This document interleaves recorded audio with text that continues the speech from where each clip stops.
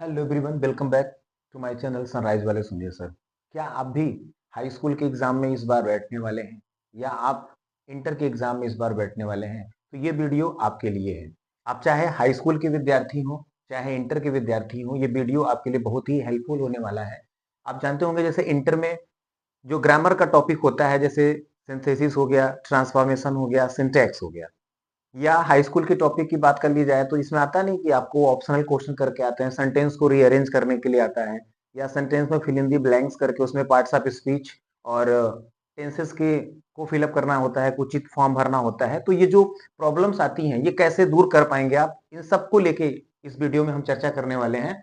जैसे अगर fill in the blanks भरना है तो फिल इन दी ब्लैंक्स में कौन सा आर्टिकल भरना है, और यही चीजें हम इंटर में भी पढ़ते हैं, हाउ टू करेक्ट सिंटैक्स में कि ए का प्रयोग कहाँ, एन का प्रयोग कहाँ। तो चीजें वही है, बस लेवल अलग है। हाई स्कूल में थोड़ा सा नॉर्मल लेवल पे बात कर लेते हैं वो, और इंटर में थोड़ा सा उसी को टफ ले जाते हैं। तो आपका ज्यादा समय ना लेते हुए से पहले हम आपको बताना चाहेंगे सेंटेंस। तो सबसे पहले तो हमें सीख लेना है कि सेंटेंस क्या है। सेंटेंस क्या है, सेंटेंस किसे कहते हैं, ये कितने प्रकार का होता है, पहले तो हम यही जाने एकदम बेसिक। इस वीडियो में आप एकदम बेसिक से एडवांस तक चलेंगे, आप हमारे साथ बने रहें। अगर आप अभी तक आपने हमारे चैनल को सब्सक्राइब नहीं किया तो प्लीज चैनल को सब्सक्राइब कर लें, अपने ज्यादा से ज्यादा दोस्तों में हमारे चैनल को शेयर करें, चैनल को लाइक करें। ओके, तो सेंटेंस की बात करें तो सेंटेंस की डिफिनीशन, जैसा कि आप जानते होंगे, सेंटेंस की डिफिनीशन में बताया जाता है दो या दो से अधिक शब्द मिलके वाक्य बना लेते हैं। लेकिन आप एक चीज को ध्यान दो, दो या दो से अधिक शब्द मिलेंगे तो सेंटेंस बनेगा, दो या दो से अधिक सेंटेंस वर्ड मिलते हैं तो क्लाज भी बनता है, और दो या दो से अधिक शब्द मिलके फ्रेज भी बनाते हैं। तो सबसे पहले मैं आपको बता दूं कि क्लाज क्या है, सेंटेंस क्या है और फ्रेज क्या है, इसको आप जान लें। जैसे अगर आपने बताया कि मीनिंगफुल ग्रुप ऑफ वर्ड, तो मीनिंगफुल ग्रुप ऑफ वर्ड जो होता है, आप ऐसे समझ लें, आपने कह दिया मीनिंगफुल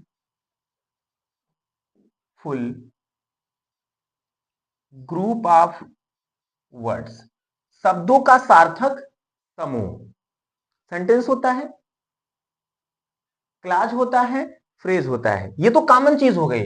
यहां पर भी फ्रेज में भी ग्रुप ऑफ वर्ड्स रहता है, क्लास में भी ग्रुप्स ऑफ वर्ड है, और सेंटेंस में भी है। डिफरेंसेस क्या है? जो सेंटेंस होता है, सेंटेंस में सब्जेक्ट और प्रिडिकेट होता है, क्लाज में भी सब्जेक्ट और प्रिडिकेट होता है। लेकिन जो फ्रेज होता है इसमें सब्जेक्ट और प्रिडिकेट नहीं होता है। तो पहले तो आपने एक डिफरेंस क्लियर कर लिया यहां पे कि सेंटेंस और फ्रेज अलग चीजें हैं, या क्लाज और फ्रेज अलग है। एक तो क्लियर हो गया कि सेंटेंस जो होता है ये ग्रुप ऑफ वर्ड्स होता है, ऐसा ग्रुप ऑफ वर्ड हो जिसमें सब्जेक्ट हो, प्रिडिकेट हो। लेकिन फ्रेज में सब्जेक्ट और प्रिडिकेट नहीं होता, ये केवल मीनिंगफुल ग्रुप ऑफ वर्ड्स होता है, शब्दों का सार्थक समूह होता है, इसमें कर्ता और विधेय नहीं होता, सब्जेक्ट और प्रिडिकेट नहीं होता है। अब आपको हम बताना चाहेंगे कि क्या डिफरेंस है सेंटेंस और क्लाज में। दोनों में समानता आप देख रहे हैं, इसमें भी सब्जेक्ट होता है, प्रिडिकेट होता है, इसमें भी सब्जेक्ट होता है, प्रिडिकेट होता है। अब डिफरेंस आप जाने, जो सेंटेंस होता है, सेंटेंस प्रिडिकेट में one or more than one finite verb हो सकते हैं। सेंटेंस में एक फाइनाइट वर्ब या एक से ज्यादा फाइनाइट वर्ब हो सकते हैं। लेकिन जो आपका क्लाज होता है इसमें ओनली वन, एक क्लाज में केवल ओनली वन, एक फाइनाइट वर्ब होता है। मतलब आप ऐसे भी समझ सकते हैं कि जो ये क्लाज होता है ये एक तरह का सेंटेंस ही होता है, लेकिन सेंटेंस क्लाज से भी ज्यादा व्यापक रूप होता है सेंटेंस का। तो आप डिफरेंस में अगर समझना चाहें, दोनों सेम चीजें हैं। जैसा कि आप जानते होंगे जो सिंपल सेंटेंस होता है, सिंपल सेंटेंस भी एक क्लाज है, या क्लाज सिंपल सेंटेंस, जितने क्लाज है वो सिंपल सेंटेंस में आप कह सकते हैं हाँ चलो ये सिंपल सेंटेंस है। जो आपका सिंपल सेंटेंस होता है उसमें प्रिंसिपल क्लाज, या भी हम आगे बात करने वाले हैं कि क्लाज और इनके टाइप्स में, तो वहां आपको बताते हैं। तो सब्जेक्ट और प्रिडिकेट, सब्जेक्ट और प्रिडिकेट, ये तो दोनों हो गए सेंटेंस और क्लाज में कॉमन बातें। अंतर क्या है, जो सेंटेंस होता है इसमें सब्जेक्ट के साथ वन और मोर देन वन फाइनाइट वर्ब हो सकते हैं, लेकिन क्लास में केवल एक ही फाइनाइट वर्ब होते हैं। तो ये हुआ सेंटेंस, क्लाज और फ्रेज में अंतर। अब इसको एग्जांपल ने कहा, ही रीड्स बुक,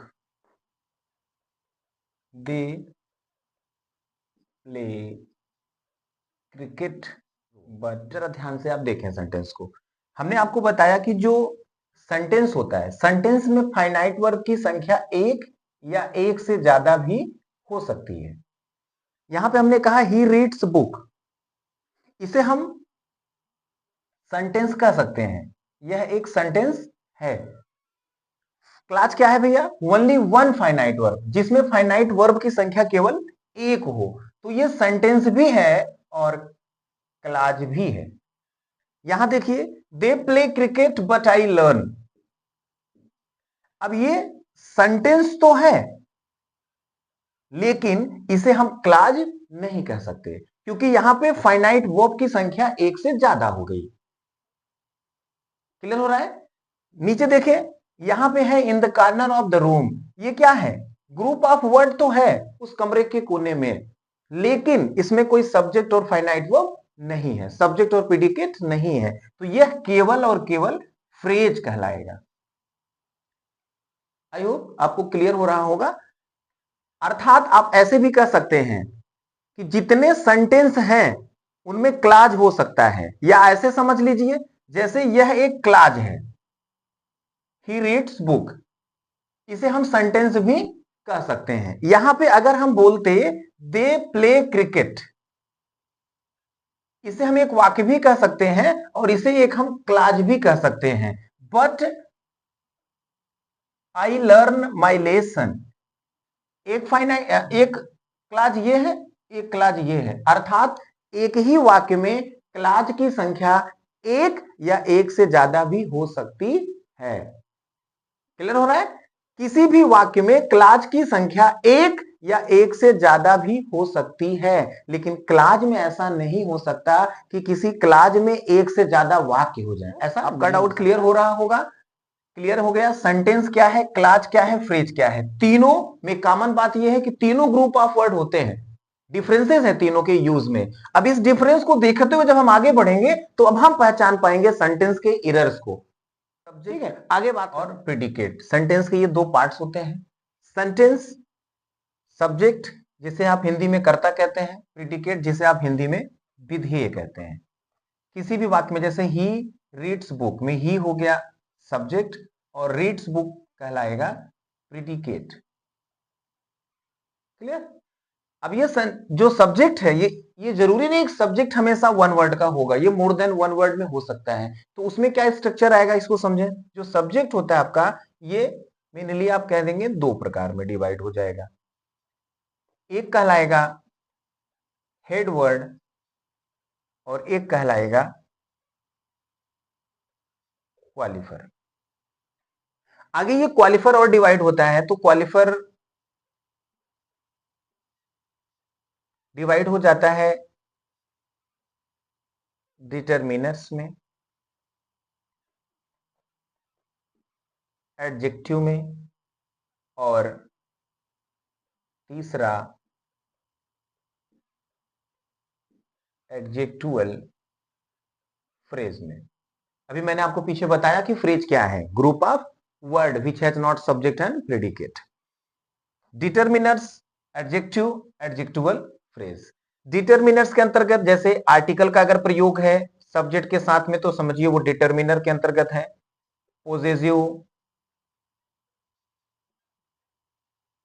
डिमॉन्स्ट्रेटिव, ये डिटरमिनर भी एक तरह का एडजेक्टिव ही समझे आप, एडजेक्टिव की ही तरह। अब पहचानेंगे कैसे? एग्जाम में, हाई स्कूल के एग्जाम में जो रीअरेंजिंग का सेंटेंस आता है, एक सेंटेंस को डिसऑर्डर में ऑर्डर में ले आना होता है, तो वहां पे ऐसा नहीं कि आपको इन सब की डिफिनेशंस बतानी है, लेकिन पहचान आपको होनी चाहिए। मैं लिखने का क्रम आपको बता रहा हूं। जैसे एक चीज दिमाग में आप सेट कर लें, अगर कर्ता एक शब्द का है तो उस एक शब्द के कर्ता को आप बोलेंगे हेडवर्ड। अगर दो शब्द हैं तो जो सबसे पहले लिखा गया है वो क्वालिफर है और दूसरा वाला शब्द हेडवर्ड है। अगर ये दो शब्द से तीन हुए तो वहां संख्या किसकी बढ़ गई, फिर डिटर्मिनर उसमें आ गया, एडजेक्टिव उसमें आ गया, और फिर ये हेडवर्ड। हेडवर्ड कोई नाउन होगा, ऐसे पहचान लेंगे। नाउन से पहले एडजेक्टिव का प्रयोग होगा, नाउन से पहले डिटर्मिनर का प्रयोग होगा। नाउन के पहले दो आ जाएंगे, नाउन के बाद जनरली आपको मिलेगा एडजेक्टुअल फ्रेज, ग्रुप ऑफ वर्ड। ऐसा ग्रुप ऑफ वर्ड होगा जो इस हेडवर्ड की व्याख्या करेगा, विशेषता बताएगा। जैसे हमने आपको बताया कि अगर एक शब्द है तो वो कहलाएगा हेडवर्ड। एग्जांपल्स है राधा सिंग्स अ सॉन्ग, तो राधा सब्जेक्ट में केवल एक शब्द है तो यह एक शब्द कहलाएगा हेडवर्ड। दूसरा हमने कहा a girl sings a song. अब यहां पे देखिए सब्जेक्ट है अ गर्ल, यहां पे दो शब्द हो गए। जब दो शब्द हो गए तो जो सबसे पहले लिखा गया है उसे हम कहेंगे क्वालिफर और दूसरे वाले शब्द को कहेंगे हेडवर्ड। तो गर्ल हो गया हेडवर्ड और अ हो गया क्वालिफर। तीसरा सेंटेंस देखिए यहां say that beautiful girl sings a song. यहां पे आप देखेंगे दैट ब्यूटीफुल गर्ल, ये हुआ सब्जेक्ट। इसमें तीन वर्ड हैं, गर्ल, ब्यूटीफुल, दैट। जब तीन आ जाएंगे तो हमने क्या बताया आपको कि जो सबसे पहले होगा वो आपका होगा डिटर्मिनर, उसके बाद होगा एडजेक्टिव, उसके बाद होगा हेडवर्ड। दैट हो गया डिटर्मिनर, ब्यूटीफुल हो गया एडजेक्टिव और गर्ल हो गया हेडवर्ड। तो सेंटेंस हो गया that beautiful girl sings a song. उसके बाद देखिए that beautiful girl sitting on the wall. अब जरा यहां देखिए आप, that beautiful girl sitting on the wall. मैंने कहा कि जब एक शब्द होगा उसे आप हेडवर्ड कह देंगे, दो शब्द सब्जेक्ट में है तो सबसे पहले क्वालिफर कहलाएगा, उसके बाद वाला हेडवर्ड। तीन शब्द है तो सबसे पहले लिखा जाएगा डिटर्मिनर, उसके बाद लिखा जाएगा एडजेक्टिव, उसके बाद लिखा जाएगा हेडवर्ड। तीन शब्द है तो, चार शब्द है तो चौथा शब्द जो एडजेक्टिवल फ्रेज आएगा वो सब्जेक्ट के बाद आएगा। अब यहां देखिए दैट ये हो गया क्वालिफर में डिटर्मिनर, ब्यूटीफुल एडजेक्टिव और गर्ल आपका हेडवर्ड और एडजेक्टिवल फ्रेज हो गया sitting on the wall. Group of word है, गर्ल्स के बारे में है इसलिए इसे कहेंगे आप एडजेक्टिवल फ्रेज। और सिंग्स अ सॉन्ग। अब ये जरूरी नहीं है कि जैसे जिस क्रम में मैं बताते चल रहा हूं इसी क्रम में आएगा, मे बी क्वालिफर हेडवर्ड में, जैसे आप क्वालिफर में डिटर्मिनर एडजेक्टिव और एडजेक्टिवल फ्रेज ये तीन होते हैं। अब हो सकता है कि जैसे मैंने आपको क्रम में बताया ये तीनों हो, लेकिन ये भी हो सकता है कि जैसे डिटर्मिनर नहीं है केवल एडजेक्टिव है, डिटर्मिनर है हेडवर्ड है एडजेक्टिव नहीं है, ऐसा भी हो सकता है। हेडवर्ड है, हेडवर्ड के साथ में एडजेक्टिवल फ्रेज है, डिटर्मिनर और एडजेक्टिव नहीं है, ऐसा भी हो सकता है। अब आप एडजेक्टिव पहचान ही रहे हैं, डिटर्मिनर में मैंने आपको बता दिया आर्टिकल ए एंड द आ गया तो तुरंत समझ जाइएगा कि ये हेडवर्ड के पहले, अगर एडजेक्टिव है तो एडजेक्टिव से भी पहले। क्रम को समझना है कि किसको हम कहां लिखेंगे, क्योंकि ऑर्डरिंग डिसऑर्डरिंग में हम क्या करेंगे, वहां डिसऑर्डर रहेगा, शब्द तो आगे पीछे लिखे रहेंगे, हमें क्रम में करना रहेगा। तो ये हमें पता होना चाहिए कि हम कैसे करेंगे। जैसे अब दिया हुआ है तो हमको एक चीज समझ में आ गई कि सबसे पहले क्या करो, जैसे क्रिया देख लो, क्रिया कौन सी है, सब्जेक्ट क्या बन रहा है, अकॉर्डिंग सेंटेंस को हेडवर्ड, कोई नाउन ही बनेगा हेडवर्ड, प्रोनाउन भी कभी कभी आता है। तो ये हेडवर्ड जो आपका सब्जेक्ट बना एक शब्द का है, नाउन है, तो उसके लिए कोई एडजेक्टिव है उससे पहले लिख दो। अगर कोई डिटर्मिनर्स में मैंने बता दिया आर्टिकल होगा, पोजेसिव होगा और डिमांस्ट्रेटिव, जैसे डिमांस्ट्रेटिव में दिस दैट दीज दोज, यहां पे दैट है, अब ये डिमांस्ट्रेटिव हो गया। Possessive his brother, my brother, our, ऐसा होता है, तो ये जो हो गए पोजेसिव हो गए। आर्टिकल आप जान ही रहे ए एंड द हो गया, तो इनको क्या करेंगे आप एडजेक्टिव से भी पहले लिखेंगे। एडजेक्टिव नहीं है तब डिटर्मिनर्स होंगे, हेडवर्ड होगा।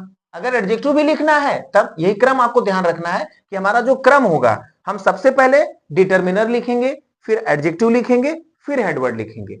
डिटर्मिनर में चाहे आर्टिकल हो, चाहे पोजेसिव हो, चाहे डिमांस्ट्रेटिव हो, ये एडजेक्टिव से पहले लिखा जाएगा। अब इन्हीं के क्रम में अगर आपने गलती कर दी, अब जैसे सेंटेंस था a girl sings that beautiful girl, अब दैट ब्यूटीफुल गर्ल ना लिख के आपने लिख दिया ब्यूटीफुल दैट गर्ल, तो रॉन्ग हो जाएगा। यही आपको समझना है। आई होप ये आपको क्लियर हो गया होगा सब्जेक्ट। कोई इसमें कंफ्यूजन होगी तो आप हमें कमेंट करके जरूर बताएं। अगर हमारे इस वीडियो को आपने अभी तक लाइक नहीं किया है और आपको वीडियो पसंद आ रहा है तो प्लीज लाइक कर लें, शेयर करें। चैनल को सब्सक्राइब नहीं किए हैं तो प्लीज आपसे रिक्वेस्ट है कि चैनल को जरूर सब्सक्राइब करें और अपने ज्यादा से ज्यादा दोस्तों को ये शेयर करें ताकि उनको भी ये लाभ मिल सके।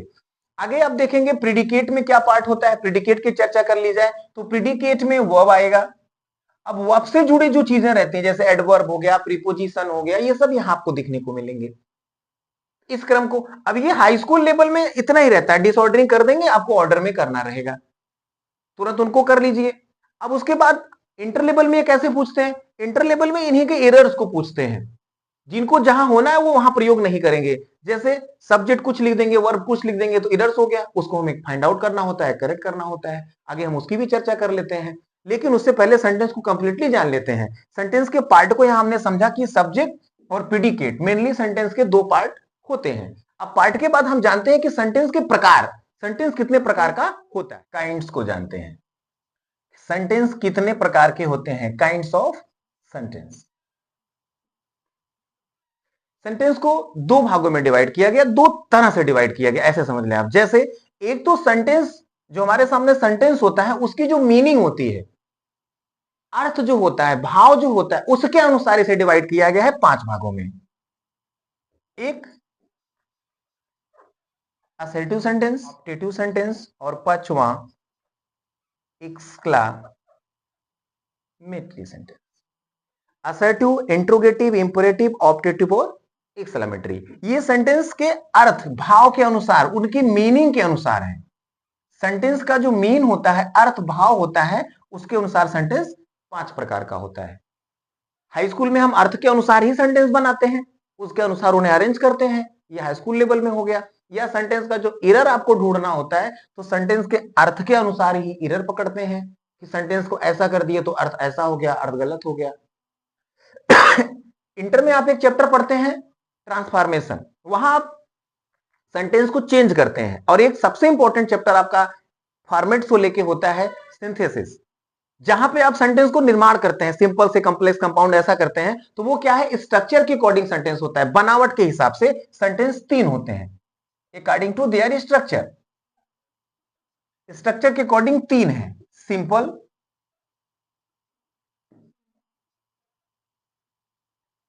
कॉम्प्लेक्स और कंपाउंड। स्ट्रक्चर की दृष्टि से देखा जाए, जैसे अब तक हम लोग जो सिंपल, नेगेटिव, इंट्रोगेटिव कर लेते हैं वन फाइनाइट वर्ब वाले, जितने सेंटेंस हमारे, चाहे वो अर्थ के अनुसार असर्टिव हो, इंट्रोगेटिव हो, इंपेरेटिव हो, ऑब्जेक्टिव हो, ये जितने भी हैं, अगर उसमें एक फाइनाइट वर्ब है तो सबका सब क्या होगा, सिंपल सेंटेंस होगा।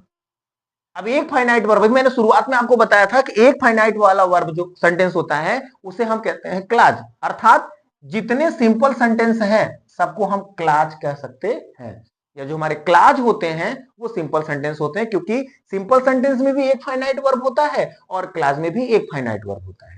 लेकिन जो कॉम्प्लेक्स होता है और कंपाउंड होता है, यहां एक से ज्यादा फाइनाइट वर्ब होते हैं। आई होप आपको समझ में आ रहा होगा। यहां मैटर क्लाज का भी होता है, जैसे कॉम्प्लेक्स सेंटेंस है, सिंपल सेंटेंस है, और ये तो ये जो क्लाज होते हैं उसके अकॉर्डिंग ये होता है। 2 क्लास मिल गए।